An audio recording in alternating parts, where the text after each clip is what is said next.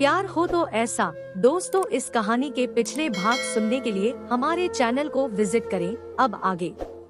मदन बोला, पता नहीं, पर किशोर मुझसे कुछ छुपा रहा है। वर्षा ने कहा, ज्यादा मत सोचो, सब ठीक ही होगा। देखो, हम जंगल से यहाँ सुरक्षित आ गए, भगवान सब ठीक ही रखेंगे। मदन ने कहा, तुम कहती हो तो मान लेता हूँ, पर अब तुम्हें बदले में छूट देनी पड़ेगी। वर्षा बोली, ये क्या बात हुई भला? तुम मेरी बात मानो या ना मानो, मेरी वो बीच में कहाँ से आ गई? मदन ने कहा, देखो ना, बंद कमरे में हम दोनों तन्हा हैं, बाहर से ताला लगा है, अब तुम्हारे पास इसके सिवा और कोई चारा नहीं। वर्षा ने कहा, तुमने तो अचानक रंग बदल लिए, प्यार क्या यही सब है? मदन बोला, प्यार तो बहुत कुछ है वर्षा, पर प्यार में ये सब तो करना ही पड़ता है। वर्षा बोली, हाय राम, तुम तो बहुत बदमाश हो, कैसी बातें करते हो? मुझे तो नींद आ रही है, उस जंगल में रात भर जागती रही, अब मुझे परेशान मत करो। मदन ने वर्षा को बाहों में भर लिया और उसे अपनी ओर खींचा। वर्षा बोली, छोड़ दो मुझे, अकेली लड़की का फायदा मत उठाओ। मदन ने कहा, तुम बहुत सुंदर हो। वर्षा बोली, कैसी बात करते हो तुम, हटो, छोड़ो मुझे। मदन ने कहा, अक्सर तुम्हें मंदिर से जाते वक्त देखता था मैं, बहुत मटक कर चलती थी तुम। वर्षा बोली, मंदिर के बाहर क्या तुम ये सब देखते थे? शर्म नहीं आई तुम्हें? मदन ने कहा, प्यार में कैसी शर्म, एक प्रेमी को प्रेमिका को देखने का हक है। मंदिर में भी? वर्षा ने कहा। मदन बोला, मंदिर में नहीं देखता था, तुम्हें मंदिर के बाहर देखता था। वर्षा ने पूछा, मुझे ही देखते थे या किसी और को भी? मदन ने कहा, पागल हो क्या, तुम्हारे सिवा किसी और को क्यों देखूंगा? फिर ठीक है। मदन बोला, तुम्हारे चाचा पर बहुत गुस्सा आ रहा है, उसने बहुत परेशान किया है तुम्हें। वर्षा बोली, मुझे दोबारा वो सब याद मत दिलाओ, मेरा मन खराब होता है। मदन ने कहा, ओ गलती हो गई, वैसे ही मुंह से निकल गया, तुम्हारे चाचा की तो मैं किसी दिन ऐसी धुनाई करूंगा कि वो याद रखेगा। वर्षा बोली, छोड़ो ये सब, अपनी बातें करो। वर्षा फिर से बोली, तुम तो बहुत बदमाश निकले। मदन ने कहा, प्रेमिका के साथ बदमाशी करनी पड़ती है, वरना कुछ नहीं मिलता।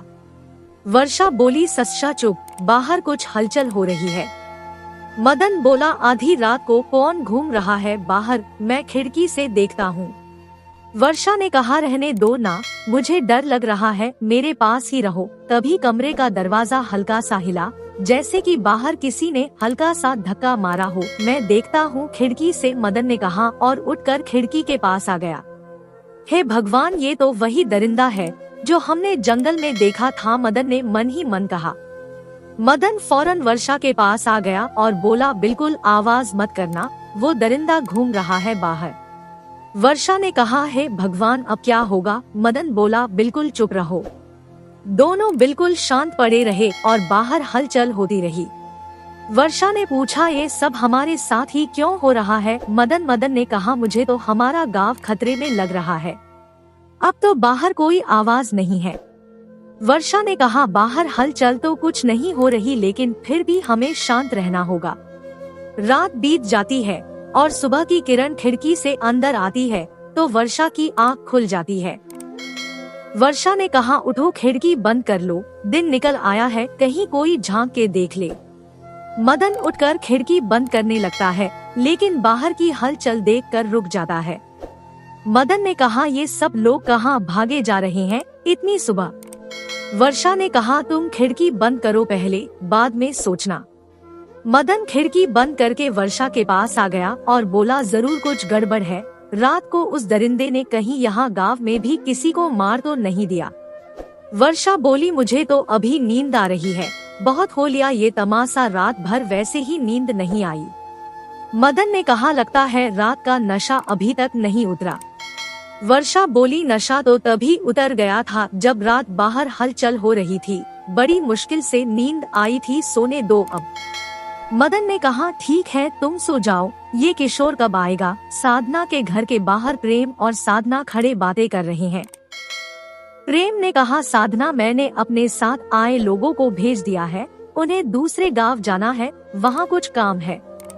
साधना ने पूछा, तुम क्यों नहीं गए? प्रेम, पिताजी की तबीयत खराब है, और अभी गांव में माहौल खराब है, सोचा थोड़े दिन यहीं रुक जाऊं। शुक्र है कोई तो कारण है तुम्हारे पास यहाँ रुकने का, ऐसी बात नहीं है, मुझे तुम्हारी भी चिंता है। अगर ऐसा है तो क्या तुम हमेशा मेरे साथ रह सकते हो? तुम हमेशा इस रिश्ते को बंधन में क्यों बांधना चाहती हो? समझने की कोशिश क्यों नहीं करती? मैं अब सन्यासी हूँ। साधना ने कहा, क्योंकि मैं तुम्हें प्यार करती हूँ इसलिए, और मुझे तुम्हारा ये सन्यास समझ नहीं आता जो कि किसी का दिल तोड़ देता है। साधना ने प्रेम का हाथ पकड़ा और अपने दिल पर रख दिया और बोली, देखो हर वक्त इस दिल में बस तुम्हारा ही प्यार बसता है और तुम हो कि मेरी कोई परवाह नहीं करते। अब पहले तो तुम ऐसे नहीं थे, सब इस सन्यास के कारण हुआ है। कैसा सन्यास है ये जो प्यार को खत्म कर देता है? प्रेम का हाथ साधना के दिल के साथ साथ थोड़ा ऊपर भी था। साधना की गोलाई महसूस होते ही प्रेम ने अपना हाथ वापस खींच लिया। उसका हाथ कांप रहा था। ये क्या कर रही हो? ये सब मेरे लिए पाप है, प्रेम थोड़ा गुस्से में बोला। साधना ने कहा, मैं तो आपको अपना दिल दिखा रही थी स्वामी जी, आपने कुछ और ही महसूस किया शायद। कैसा सन्यास है ये? प्रेम ने कहा, मैं तुमसे कोई बात नहीं करना चाहता, मैं जा रहा हूँ। साधना गिड़गिड़ाई, प्रेम मेरी बात सुनो, मेरा वो मतलब नहीं था। रुक जाओ। प्रेम साधना की बात अनसुनी करके आगे बढ़ गया, लेकिन अभी वो 4 कदम ही बढ़ा था कि सामने से भीमा भागता हुआ आया और बोला, स्वामी जी अनर्थ हो गया। प्रेम ने पूछा, क्या हुआ भीमा? आपके साथ जो लोग थे? भीमा बोलते बोलते चुप हो गया। हाँ हाँ बोलो क्या हुआ? भीमा ने कहा, वो सब मारे गए स्वामी जी। हवेली के नजदीक जो सड़क गांव से बाहर की ओर जाती है, वहाँ सबकी लाश बहुत बुरी हालत में पड़ी है। ऐसा लगता है जैसे किसी शेर ने उनको नोच नोच कर खाया हो। एक पल को प्रेम स्तब्ध रह गया। ये क्या कह रहे हो? होश में तो हो? मैं खुद अपनी आंखों से देख के आ रहा हूँ स्वामी जी। प्रेम ने कहा, है भगवान, धीरज और नीरज के माँ बाप को मैं क्या जवाब दूंगा? साधना भी भागकर प्रेम के नजदीक आ गई और बोली, क्या हुआ प्रेम? प्रेम ने कोई जवाब नहीं दिया। भीमा ने कहा, स्वामी जी के साथ जो लोग थे उनके साथ अनर्थ हो गया। प्रेम बड़बड़ाया, काश मैं उन्हें रोक लेता, कल कह रहे थे रात रात में पहुंच जाएंगे अगले गांव। मुझे उन्हें रोकना चाहिए था, मेरा दिमाग कहाँ है आजकल। साधना ने कहा, प्रेम तुम्हारी गलती नहीं है, चुप रहो तुम, सब तुम्हारे कारण हुआ है, मेरा दिमाग खराब कर दिया तुमने। प्रेम गुस्से में बोला। ये सुनते ही साधना की आंखें भर आईं और वो वापस मुड़कर अपने घर की तरफ चल दी। प्रेम को जल्दी ही एहसास हो गया कि उसने कुछ गलत बोल दिया, लेकिन उसके पास साधना के पीछे जाने का वक्त नहीं था। चलो भीमा, मैं खुद देखना चाहता हूँ कि उनके साथ क्या हुआ। भीमा ने कहा, आओ स्वामी जी, पूरा गांव वहीं मौजूद है। प्रेम भीमा के साथ वहाँ पहुँच जाता है। सड़क पर हर तरफ चिथड़े पड़े थे, बहुत ही भयानक मंजर था। भीमा ने पूछा, आपको क्या लगता है स्वामी जी, क्या ये किसी शेर का काम है? प्रेम ने कहा, हो भी सकता है और नहीं भी। बहुत ही दर्दनाक मंजर था, जिसने भी देखा उसकी रूह कांप उठी। रुद्र और जीवन भी वहीं मौजूद थे। प्रेम को देखकर वो उसके पास आ गए। रुद्र ने कहा, लगता है कोई बुरी बला तुम्हारे और तुम्हारे साथियों के पीछे पड़ी है, वक्त रहते चले जाओ यहाँ से, कहीं तुम्हारा भी यही हाल हो जाए। बुरी बला तो तुम्हारे ऊपर भी है ठाकुर, भूल गए कैसे घर से खींच कर ले गए थे वीर को भूतकल।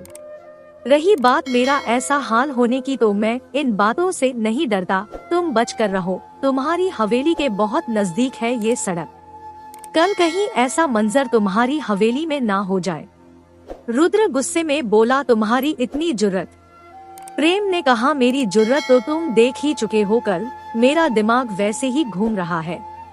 चले जाओ चुपचाप, वरना अभी तुम्हें यहीं जिंदा गाड़ दूंगा। जीवन ने कहा, चलो भैया, सब गांव वाले इसके साथ हैं, कहीं कोई गड़बड़ ना हो जाए। रुद्र ने कहा, तुम्हें तो मैं देख लूंगा। और भीमा, तू मेरे टुकड़ों पर पलता था, आज इसके तलवे चाट रहा है। भीमा ने कुछ नहीं कहा। रुद्र और जीवन वहाँ से चले गए। भीमा, सभी गांव वालों को कहो कि मंदिर के बाहर इकट्ठा हो जाएं, मुझे सभी से बहुत जरूरी बात करनी है। जी स्वामी जी। प्रेम मंदिर के बाहर खड़ा गांव वालों का इंतजार कर रहा था, पर उसे दूर दूर तक कोई भी आता दिखाई नहीं दिया। कहाँ रह गए सब लोग? भीमा ने सबको बोला है कि नहीं। तभी प्रेम को भीमा आता दिखाई दिया। प्रेम ने पूछा, क्या बात है, सब गांव वाले कहाँ हैं? कोई भी आने को तैयार नहीं हुआ स्वामी जी। गांव वालों को लगता है कि कोई बुरी बला आपके साथ इस गांव में घुस आई है और वो आपके यहाँ से जाने के बाद ही यहाँ से जाएगी। भीमा ने कहा, लगता है ठाकुर के आदमियों ने ये अफवाह फैलाई है। अपना भी तो कोई दिमाग होता है, क्या हो गया इन लोगों को? मैं तो इनको इस मुसीबत से बचाने के बारे में ही बात करना चाहता था। खैर चलो छोड़ो, मुझे अकेले ही कुछ करना होगा। भीमा ने कहा, मैं आपके साथ हूँ स्वामी जी। देख लो, हमें अभी नहीं पता कि हम किसका सामना करने वाले हैं। वो जो कुछ भी है बहुत खतरनाक चीज है, क्योंकि जो भूतों की भी चीख निकाल दे वो मामूली चीज नहीं हो सकती। भूतों की चीख? कुछ समझ नहीं आया स्वामी जी। जो चीख खेतों में गूंज रही थी वो किसी इंसान की नहीं, भूत की थी। भूत की? प्रेम ने पूछा, क्या हुआ, अभी से डर गए? नहीं स्वामी जी, ऐसी बात नहीं है, आपके होते कैसा डर। हाँ, मुझे भूतों की बातें सुनकर थोड़ा डर जरूर लगता है। हमारा सामना भूतों से नहीं बल्कि किसी और ही चीज से है। क्या शेर भूतों से भी ज्यादा खतरनाक है? ये शेर का काम नहीं है भीमा, ये कुछ और ही बला है। ये जो भी हो स्वामी जी, मैं आपके साथ हूँ। जीवन ने कहा, भैया हमारा पासा बिल्कुल सही पड़ा है। सुना है कि कोई भी गांव वाला नहीं पहुंचा उस प्रेम के पास। रुद्र ने कहा, वो तो ठीक है, पर ये जो कुछ भी हुआ अच्छा नहीं हुआ। जरूर कोई खतरा इस गांव पर मंडरा रहा है। हमें क्या लेना देना भैया, हमारी हवेली तो सुरक्षित है, कोई यहाँ नहीं घुस सकता। हवेली से ही खींच कर ले गए भूत वीर को, और अभी तक कुछ नहीं पता कि वो कहाँ है, कैसा है। वर्षा का भी कुछ अता पता नहीं, कुछ मनहूसियत सी चीज है चारों तरफ। भैया अब जो हो गया सो हो गया, बाद में तो कोई भूत नहीं दिखा यहाँ, फिर भी कुछ अजीब सा लग रहा है यहाँ। तभी रेणुका वहाँ आ जाती है। पिताजी, मैं अपने घर जा रही हूँ, अब जब वीर ही नहीं रहे तो मैं यहाँ क्या करूँगी। कुलच्छणी, तूने वीर को मरा मान लिया अभी से। बहुत सारे आदमी भेजे हुए हैं मैंने जंगल में वीर को ढूंढने के लिए, और तू उसे अभी से मरा मान रही है। जीवन ने कहा, भैया इसकी अकल भी ठिकाने लगानी बाकी है। भीमा के साथ मिलकर इसी ने भगाया था उस लौंडिया को यहाँ से। रुद्र ने कहा, इसका जो करना है करो, मार कर गाड़ दो जिंदा जमीन में, पर इसे मेरी आँखों से दूर कर दो। जीवन ने रेणुका की बाह पकड़ी और बोला, चल तुझे तमीज सिखाता हूँ। चाचा जी छोड़ दो मेरा हाथ, मैं अब यहाँ नहीं रुकूंगी। जीवन ने कहा, तुझे यहाँ रखेगा भी कौन अब, चल तेरी गर्मी उतारता हूँ, बहुत बोलती है। जीवन, इसे हवेली से दूर ले जाओ, यहाँ कुछ मत करना। पिताजी, ये आप क्या कह रहे हैं? रोकिए चाचा जी को, बहुत हो लिया तेरा नाटक। जीवन, ले जाओ इसे यहाँ से, आप चिंता मत करो भैया, इसे तो मैं वो सबक सिखाऊंगा कि याद रखेगी। जीवन रेणुका को घसीटकर हवेली के पीछे के खेतों में ले आया। उसने उसे जमीन पर पटक दिया। रेणुका का पेट जमीन से टकराया तो वो करा उठी। जीवन रेणुका के ऊपर लेट गया। इतनी जल्दी नहीं मारूंगा मैं तुझे, बोल अब कैसी रही? रेणुका बोली, तुम्हें इसकी सजा मिलेगी। जीवन ने कहा, कौन देगा मुझे सजा, तुम दोगी? हे पहले अपने आप को तो बचा लो। हा। जीवन आगे बोला, वर्षा तो नहीं मिल पाई, तू भी वर्षा से कम सुंदर नहीं। तथा तुम अपनी भतीजी को ऐसी नजरों से देखते थे, कमीने कहीं के। मैं तो तुझे भी ऐसी नजरों से ही देखता था, पर वीर के कारण चुप था, वरना कब का ठोक देता तुझे। ये बातें पिताजी को पता चल गई तो तुम्हें जिंदा नहीं छोड़ेंगे। वो कौन बताएगा भैया को? तू तो ये सब होने के बाद खुद भी मरने जा रही है। रेणुका शर्म और डर से कांप उठी। ऐसा अनर्थ मत करो, तुम्हें भगवान भी माफ नहीं करेगा। ऐसे अनर्थ तो मैं रोज कर लेता हूँ और रोज माफी भी मिल जाती है। हे तुम मेरी चिंता मत करो, अपनी चिंता करो। जीवन रेणुका को छेड़ना शुरू करता ही है कि उसके सिर पर वार होता है और वो खून से लथपथ एक तरफ गिर जाता है। कमीने, तू फिर से मेरे रास्ते में टांग अड़ा रहा है। मैं तुझे जिंदा नहीं छोड़ूंगा। भीमा ने रेणुका की साड़ी नीचे की और उसे जमीन से उठाया। आज तो हद ही कर दी तुमने, मुझे खुशी है कि मैं अब तुम लोगों के लिए काम नहीं करता। रेणुका ने कहा, भीमा मार दो इसे, मेरी खातिर मार दो इसे। जैसा आपका हुक्म, भीमा ने कहा और जीवन की तरफ बढ़ने लगा। जीवन गिड़गिड़ाया, मुझसे दूर रहो तुम वरना अच्छा नहीं होगा। रेणुका ने कहा, छोड़ना मत इस कमीने को भीमा, मार दो इसे। भीमा ने एक बहुत भारी पत्थर उठाया और जीवन के सिर पर दे मारा, तुरंत ही उसकी मौत हो गई। रेणुका ने पूछा, तुम यहाँ कैसे आए? भीमा बोलते बोलते रेणुका की आंखें भर आईं और उसे पता भी नहीं चला कि वो कब भीमा के सीने से लग गई। भीमा एक मूर्ति की तरह खड़ा रहा और रेणुका सुबकती रही। मेमसाब संभालो खुद को, भीमा ने कहा। रेणुका फौरन भीमा से अलग हो गई। ओ, मैं भावुक हो गई थी, पर आज तुम ना आते तो अनर्थ हो जाता। दोस्तों, इस कहानी का अगला भाग देखने के लिए चैनल को सब्सक्राइब करें और कमेंट करके हमें बताएं कि ये कहानी आपको कैसी लगी। कहानी सुनने के लिए आपका बहुत बहुत धन्यवाद।